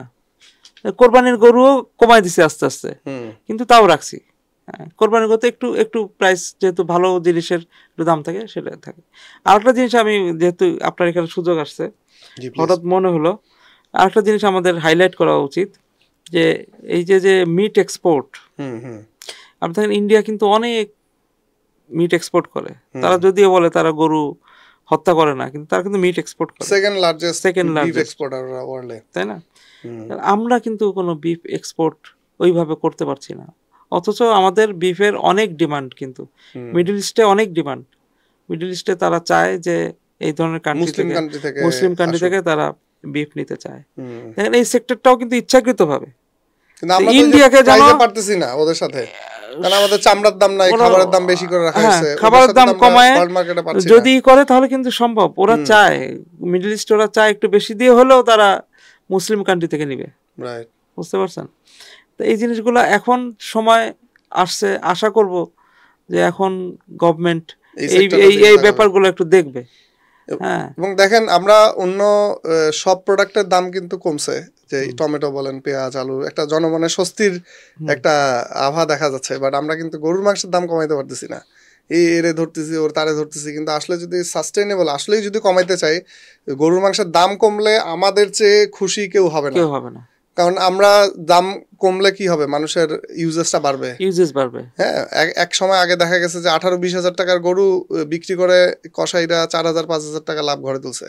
আমরা এখন 1 লাখ 2 লাখ টাকার গরু 2000 টাকা ঘরে তুলতে পারি না, এবং মানুষের প্রোটিনের চাহিদাটা ঘাটতি থাকতেছে না। মানুষ এখন আগে গরুর মাংস যেমন খেত মাঝে মধ্যে, এখন তো অনেকে আছে যে কোরবানি ছাড়া খাইতে পারে না। সো আমরাও কিন্তু এটা হ্যাপি থাকবো যে যদি গরুর অবশ্যই মাংসের দাম কমাইতে পারি বা গরুর মাংসের যদি দাম কমে আমাদের পুরা এই ইকোসিস্টেমটা বেনিফিটেড হবে। অবশ্যই সো এটাতে আমাদের গরুর খাদ্যের দাম কমাতে হবে, তারপরে চামড়ার যে ইন্ডাস্ট্রি এটাকে ডেভেলপ করতে ডেভেলপ হবে, করতে হবে, এক্সপোর্টের দিকে আমাদের ই নজর করতে দিতে হবে, হবে এবং এবং এটা জাত গভর্নমেন্টের উন্নয়ন করতে হবে। এবং জাত জাত উন্নয়ন। উন্নয়ন এই চারটা খুবই মহা গুরুত্বপূর্ণ বিষয়, হুম, যেটা আসলে গভর্নমেন্টের যেখানে এটাতে ইন্টারভেনশন করতে হবে। এটা গভর্নমেন্ট ছাড়া আসলে এটা এটা শুধু difficult. আমরা ছোট ছোট খামারিরা একা পারবো না, রাইট। আমরা হেল্প করতে রাজি আছি, কিন্তু গভর্নমেন্ট আমাদের পথ দেখাতে হবে, লিড দিতে হবে গভর্নমেন্টকে, আপনারা এই চারটা কাজ করে দেন, বাকি কাজ আমরা করে দিব ইনশাল্লাহ। ইনশাআল্লাহ। আমরা এখানে এই অনেক সেক্টরের ডেডিকেটেড লোকজন। খামারি আছে। পেঁয়াজের দাম হ্যাঁ। যেমন কমেছে, আলুর দাম যেমন কমেছে, আমি গতবারও আমার বিশ্বাস হয়ে গেছে, আমি বলতেছিলাম আমার যে আড়তদার যে ভাই পেঁয়াজ মনে হয় আর 100 টাকার নিচে কখনো খাওয়া হবে না। হ্যাঁ, এবং তাই হয়েছিল। আমরা হ্যাঁ। ফুল সিজনে দেখলাম যে পেঁয়াজের দাম 105 টাকা 10 টাকা যখন ভরা সিজন। তো সেই পেঁয়াজ আলহামদুলিল্লাহ এখন 30 40 45 টাকায় তাও পাওয়া যাচ্ছে। রোজার মধ্যে। রোজার মধ্যে তাও আবার আলুর দাম একদম হাতের নাগালে আলহামদুলিল্লাহ। বাট আমরাও চাই যে আমাদের গরুর মাংসের দামটাও আমাদের এরকম হাতের নাগালে আসুক। হাতের নাগালে আসুক। আমাদের আমরাও তো দিন শেষে কাস্টমার। Yes. হ্যাঁ, সো এবং গরুর দাম কমলে আমরাই সবচেয়ে বেনিফিটেড হব বেশি। হুম। গরুর মাংসের যদি দাম কমে, হ্যাঁ। কারণ আমি এখন সপ্তাহে একটা গরু দেই, তখন আমি 5টা গরু জবাই করব। হ্যাঁ। মানুষের কনজাম্পশন বাড়বে। হ্যাঁ, হুম। তখন এবং প্রফিটেবিলিটিও বাড়বে। তখন একটা গরু থেকে আমার হয়তো 2000 আসতো, 5টা গরু থেকে আসবে 10,000 টাকা। সো এই সেক্টর আরো লোক ইনভলভ হবে, আরো শিক্ষিত এক্স্যাক্টলি লোক আসবে, এক্স্যাক্টলি। এবং এটা একটা মানে প্রমিজিং সেক্টর আসলে। হুম। হ্যাঁ, কিন্তু এটা আসলে আমাদের নীতি নির্ধারণ ঠিক মতো না করার জন্য আমরা পিছিয়ে আসি। আমি এটাকে ভাইয়া মানে আমাদের তো এই রেগুলার আলোচনা করছি যে উঠে আসছে যে, এবং পুরোটা পলিটিক্যালি মোটিভেটেড মনে হয়েছে। একটা নির্দিষ্ট দেশকে এই সুবিধাটা দেওয়ার জন্য পুরো সেক্টরটাকে তুলে দেওয়া হয়েছে। জি, হ্যাঁ, এখানে আমরা জাত তাই উন্নয়ন করতে দেওয়া হয় নাই। দেওয়া জাত হয় নিয়ে নাই। কিন্তু কোনো ইয়া নেই, কোনো কোনো কাজ কথাবার্তা নাই, নেই। কোনো কাজ নাই। আমরা তো ওই বিভিন্ন অফিসগুলোতে যাওয়া আসা করছি, কোন বিভিন্ন মিটিং এ থাকি, হুম। জাত নিয়ে কোনো কথা নেই। ওই আছে ফ্রিজিয়ান জার্সি, নাহলে এদিকে শাহিওয়াল, এইটা নিয়ে পড়ে থাকো। এখানে কথা খামারিদের বলে যে এরা অনেক হ্যাঁ। কোটি কোটি টাকা, আরে ভাই কোটি কোটি টাকার গরু আনে কয়জন খামারি? রাইট। ম্যাক্সিমাম খামারি আমরা তো মিডল ক্লাস সোসাইটির জন্য আমরা কাজ করে যাচ্ছি, হুম হুম। তাই না? তাহলে তো এটা এটা একটা সেক্টর, এটা প্রমিজিং সেক্টর। এখানে আসলে যত গভর্নমেন্ট যত ইনভলভ হবে, যত সুবিধা করে দিবে, তত দেশের জন্য ভালো। রাইট। সো এখানে আমরা খুব চমৎকার পয়েন্ট উঠে আসছে, আমরাও শেষের দিকে চলে আসছি। এখন যদি ভাইয়া শেষের দিকে এসে আমাদের যারা নতুন ইয়াং, যারা অনেকে এই প্রফেশনে আসতে চায় বা আসতে চাচ্ছে, আমাদের এই এপিসোডগুলার রেসপন্স দেখে আমরা বুঝতেছি অনেক ভালো ভিউ। এই রেসপন্স মানুষের খুব ভালো। তো এর থেকে বোঝা যায় যে মানুষ অনেক আগ্রহী, এবং আমাদের কাছে তো প্রচুর ফোন কল আসে, মানুষজন আসে ভাই আমি খামার করব। তো তাদের বিষয়ে যদি একটু আপনি পরামর্শ দেন যে কি কি বিষয় আসলে ফেভারেবল থাকলে তারপরে নামা উচিত, বা কি প্রস্তুতি নিয়ে নামা উচিত। অলরেডি অনেকগুলো পয়েন্ট উঠে আসছে, একটু যদি আমরা র্যাপ আপ করি আর কি, সাম আপ করি, যদি যে নতুনদের জন্য কি পরামর্শ দিবেন? নতুনদের জন্য একটা হচ্ছে প্রথম কথা যেটা, সেটা হচ্ছে ইচ্ছা থাকতে হবে। হুম। জোর করে কোনো কিছু করা যাবে না। কিন্তু মনে করেন আমি যদি ইচ্ছা না থাকতো, আমি তো আসতাম না, Right. রেগুলার ভিজিট করতাম না, তাই না? প্রথম কথা ইচ্ছা থাকতে হবে। তারপর হচ্ছে আপনার সময় দিতে হবে, অবশ্যই এই মেন্টালিটি থাকতে হবে। নিজে আপনাকে সময় দিতে হবে। প্রতিদিন সময় দিতে হবে। তারপর হচ্ছে এই ব্যাপারে আপনাকে ট্রেনিং থাকতে হবে, ট্রেনিং থাকতে হবে। অবশ্যই ট্রেনিং লাগবে। হুম ধৈর্য থাকতে হবে, হুম যে লস হলো ছেড়ে দিলাম না। লস করতে গিয়ে সফলতার গল্প সবাই শোনায়। হুম। হ্যাঁ, আমার অনেক ব্যর্থতার গল্প আছে, আচ্ছা। তাই না? সেগুলা আছে। আমি তো নিজেকে মনে করি একজন ব্যর্থ খামারি। হুম। না ইনশাআল্লাহ আপনি তো এখন এই যে আপনার লস করেও যে আপনি টিকে থাকবেন, হুম এইটার মেন্টালিটি এবং এটার স্ট্রেংথ থাকতে হবে। ফিনান্সিয়াল স্ট্রেংথ ফিনান্সিয়াল এবং মেন্টাল দুইটাই। দুইটাই লাগবে। হুম। আপনার ম্যান পাওয়ার লাগবে, ভালো ম্যান পাওয়ার লাগবে, এবং প্রপার প্ল্যানিং লাগবে। আরেকটা ব্যাপার যে আপনি এই গরুর, যদি স্পেসিফিক গরুর সেক্টরে বলেন, তাহলে অবশ্যই আপনি যেটাই করেন সেটা সম্পর্কে আপনার আইডিয়া থাকতে হবে। আপনি ফ্যাটেনিং করলে কোন গরু দিয়ে করবেন ওটা চিন্তা হবে তো আপনাকে। এই জন্য বলছি ট্রেনিং লাগবে আর কি, হুম হুম যে আমি যে কোনো গরু দিয়ে ফ্যাটেনিং হবে না, হুম। তাই না? বা আপনি দুধের কয় গরু মাসের বললেন। প্রজেক্ট করতেছেন আপনি? যদি 3 মাসের করেন তাহলে এক হ্যাঁ, ধরনের গরু হ্যাঁ, দিয়ে করতে হবে, হ্যাঁ। দেশাল গরু। 3 বা আপনি মাসের করলে যদি এক ধরনের। 6 মাসের করলে, 1 বছরের করলে ডিফারেন্ট। কোন এলাকায় করছেন? যেমন ঢাকা শহরের মধ্যে আপনি 1 বছরের যদি কোনো প্রজেক্ট করেন, সাস্টেইন করাটা কঠিন হয়ে যাবে ফ্যাটেনিং এ। অনেক খরচ। ওই খরচ অনুযায়ী আপনি প্রাইস তুলতে পারবেন না। রাইট, হ্যাঁ? ঢাকার বাইরের জন্য আপনি কিন্তু লং টাইম প্রজেক্ট নিতে পারেন। রাইট। সো ওই সেলস যে প্ল্যানিংটা এটাও আগে করে ফেলতে হবে, আগে করে রাখতে সবকিছু হবে। প্ল্যানিং করে আগাইতে হবে। আর পারচেজের ক্ষেত্রে পারচেজের ক্ষেত্রে অবশ্যই যে আপনি কোথা থেকে পারচেজ করবেন, কি পারচেজ করবেন চিনতে হবে জিনিসটা। রাইট। আমি আর আপনি নিজেও তো, আমরা দুজনে তো গেছি অনেক হাটে। হ্যাঁ, আমরা বিভিন্ন বাংলাদেশের বিভিন্ন হাট থেকে কিন্তু আমরা দেখছি, তাই না? সবখান থেকে কিনে আনছি এমন কথা নাই, রাইট। দেখে চলে আসছি। তো এই ধরনের আসলে কিছু কষ্ট করতে হবে। এখানে ট্রেনিং বলতে কি শুধু যে ভাইয়া ওই যে 3 দিন 5 দিন 10 দিনের এই টাকা দিলাম ট্রেনিং এইটাকে না, না, না। বুঝাচ্ছেন, নাকি যে না, এরকম না। যারা পুরনো প্র্যাকটিক্যাল খামারি ট্রেনিং। আছে প্র্যাকটিক্যাল ট্রেনিং। আপনি তাদের নিজে সাথে কিন্তু বসা? একটা ট্রেনিং করান, তাই না? এরকম যে খামারে যায় ট্রেনিং নিয়ে আসতে, দেখে আসতে হবে। রাইট। আপনার যে থিওরিটিক্যাল নলেজের থেকে প্র্যাকটিক্যাল নলেজটা দুইটাই দরকার। দুইটাই আপনার লাগবে। মানে এখানে মেন্টরশিপ লাগবে আর কি, কারোর সাথে, অবশ্যই। কারো কারোর আন্ডারে সাথে, থেকে। কারো আন্ডারে থেকে একটু আপনি জিনিসটা শিখতে হবে। রাইট। সো খুব ভালো ভালো পয়েন্ট উঠে আসছে যে খামার ব্যবসা নিয়ে আমাদের অনেকেরই আগ্রহ, অনেকেরই এই ভালো লাগার জায়গা, এবং স্পেশালি আমরা যে তরুণ সমাজ এবং সচ্ছল পরিবারের লোকজন এখানে উঠে আসছে। আমরাও চাই যে আমাদের এই খামারি গরুর খামার সেক্টরটা আরও ডেভেলপ হোক, আমরা এক্সপোর্ট করব আমাদের এইখানকার গরুর মাংস বা এই যে বাই প্রোডাক্ট যে আইটেমগুলো আছে, আমাদের এই সেক্টরটায় আরও বেশি লোকজন ইনভলভ হবে, আমরা কম দামে মানুষকে খাবার দিতে পারবো এবং কোয়ালিটি খাবার। এইখানে যে ম্যাল প্র্যাকটিসগুলো আছে এইটা আস্তে আস্তে একদম নির্মূল করে ফেলবো আমরা, যে ভালো প্রোডাক্ট যেন আমরা মানুষকে ভালো দামে কম প্রাইসে দিতে পারি। এই চেষ্টাটা আমাদের সবারই আছে এবং এখানে আমাদের গভর্নমেন্টেরও করণীয় আছে, আমাদের খামারিদের, আমাদের যারা ব্যবসায়ী আছে, যারা কৃষক আছে, ব্যাপারী আছে, সবাই মিলে আসলে আমাদের একটা ইকোসিস্টেম। আমরা এই ইকোসিস্টেমটা ডেভেলপ করার জন্য কাজ করে যাচ্ছি সবাই মিলে। এখানে রেষারেষি হিংসা বিদ্বেষ নেই। তো যারা আসলে একটু আসতে চান এই সেক্টরে, একটু প্রপার প্ল্যানিং করে, একটু ভালো নলেজ নিয়ে মানুষজনের কাছ থেকে যারা করছে তাদের সাথে মিশে আসলে এই সেক্টরে আসা উচিত, হুটহাট করে না নেমে। আমার মনে হয় আমরা আজকে আর আমাদের পর্বটা দীর্ঘায়িত না করি। আমরা ইনশাল্লাহ আগামী পর্বগুলোতে আরও এরকম গরু নিয়ে বা গরুর খামার নিয়ে বা গরু সংশ্লিষ্ট যে ব্যবসাগুলো আছে এগুলো নিয়ে আমরা আরও আমাদের অতিথি নিয়ে আসবো। আর আমাদের কন্টেন্টগুলো যদি ভালো লাগে আপনারা প্লিজ এটা একটু আমাদের স্প্রেড আউট করতে সাহায্য করবেন। আপনি কমেন্ট করে বা লাইক করে শেয়ার দিয়ে বা সাবস্ক্রাইব করে আমাদের একটু সাপোর্ট দিবেন, এই অনুরোধ থাকবে। দেখা হবে ইনশাল্লাহ আগামী পর্বে। গিয়াস ভাই, আপনাকে অসংখ্য ধন্যবাদ আমাদের এই এপিসোডে আজকে আসার জন্য। ধন্যবাদ আমাকে আনার জন্য। আপনার মাধ্যমে কিছু কথা বলতে পারলাম। জি, আপনাকে অসংখ্য ধন্যবাদ। জি ধন্যবাদ। আসসালামু আলাইকুম।